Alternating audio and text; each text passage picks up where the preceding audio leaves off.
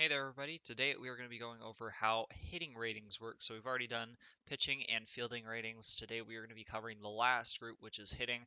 I'll also go over the miscellaneous ratings like speed, stealing, base running, sack, bunt for hit.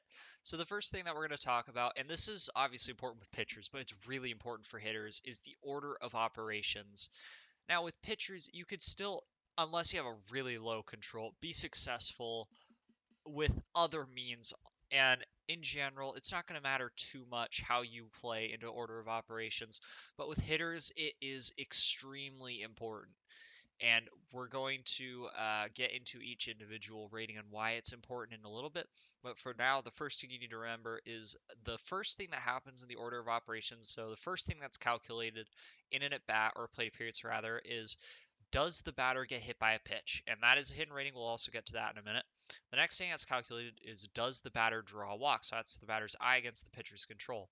Then it is, does the batter hit a home run, strikeout, or put a ball in play? All of those three are calculated at the same time. So your void Ks versus stuff will determine the probability of a strikeout. Your power against movement will determine the probability of a home run. And your whatever the remaining portion is will determine the probability of a ball in play.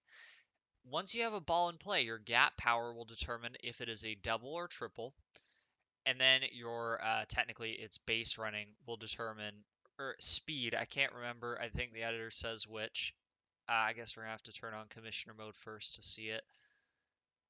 Uh, your speed or base running determines whether your extra base hit is a double or triple, and it is the speed. So speed determines if an extra base hit is a double or triple, unless they have a base running modifier in the editor.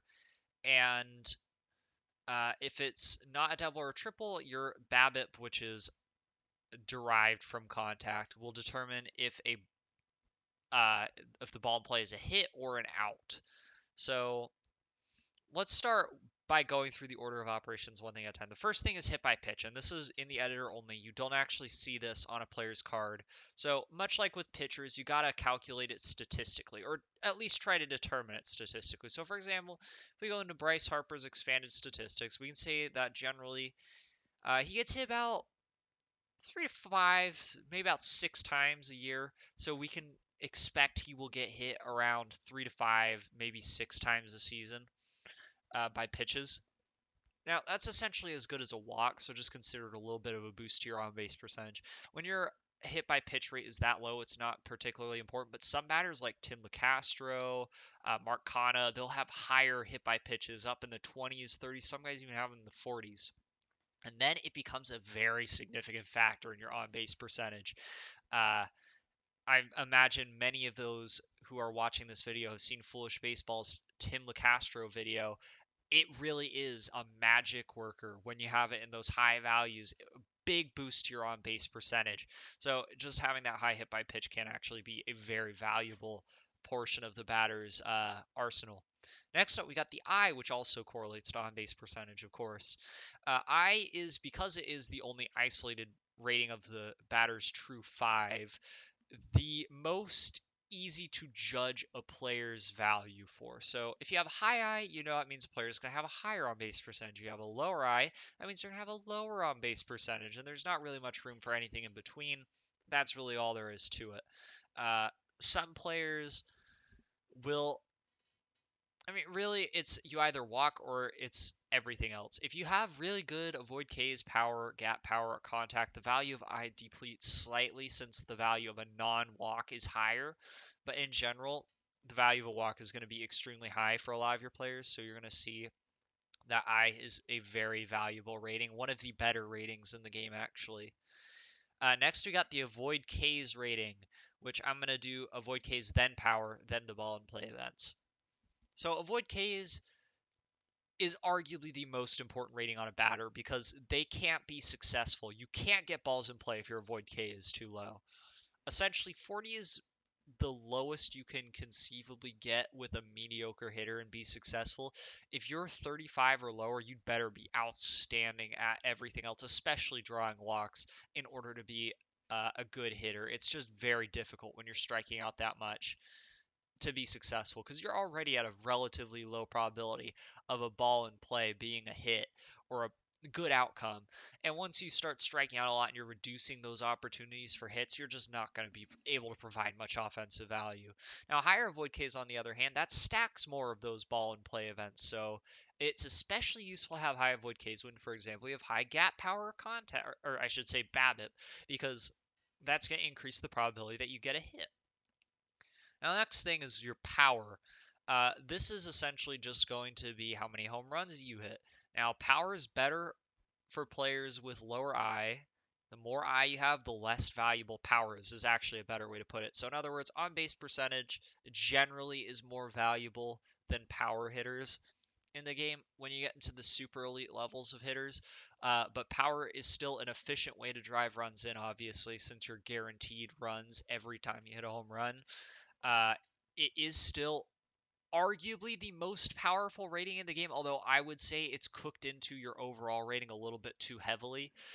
The fact that power is a guaranteed hit and guarantees that you score runs is very, very big in OTP, and small increases in power can lead to relatively major increases in results, especially once again when you get into the higher ends of power. So players with good power are generally going to be more successful. And keep in mind that since it's separated from avoid Ks, you can still be a successful power hitter even with low avoid Ks. You're just not going to be a successful batting average hitter with low avoid Ks pretty much no matter what.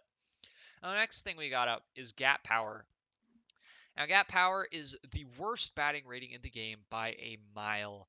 And I don't think this is actually at all reflective of real life, but essentially, unless you're in an era where there is just no home run power, no I, or little I, and you really, the only way to drive runs in is to get guys around with doubles and triples, gap power is just not going to be very effective because it's not too much better than a hit like a single, and it's much worse than a home run.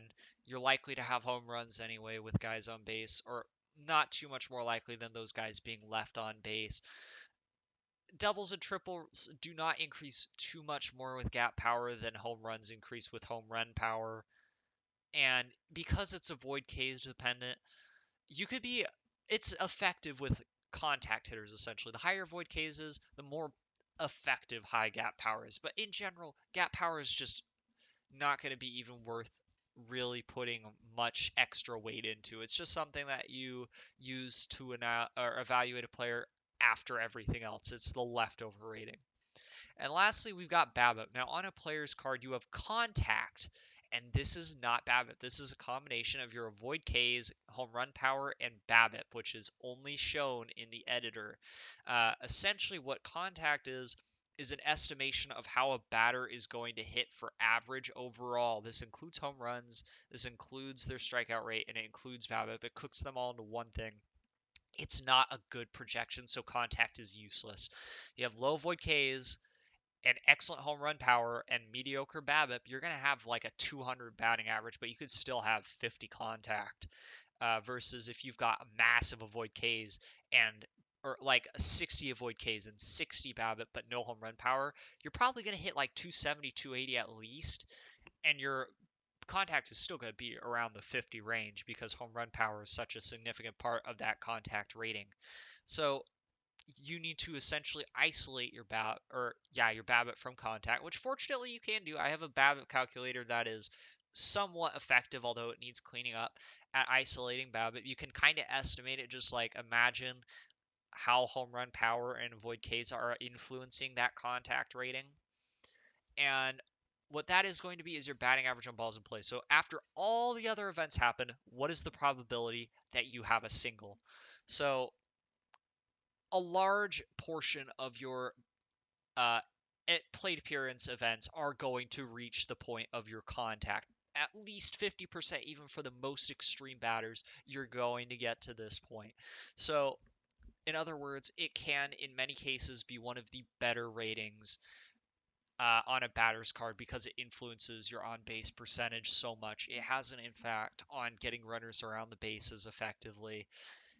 And it's something that needs to be heavily considered when you're valuing a player, especially for guys who have higher avoid Ks and lower home run power. BABIP is important because a large number of your events get there. So even a small increase on your probability of a hit can be very significant in your hit total.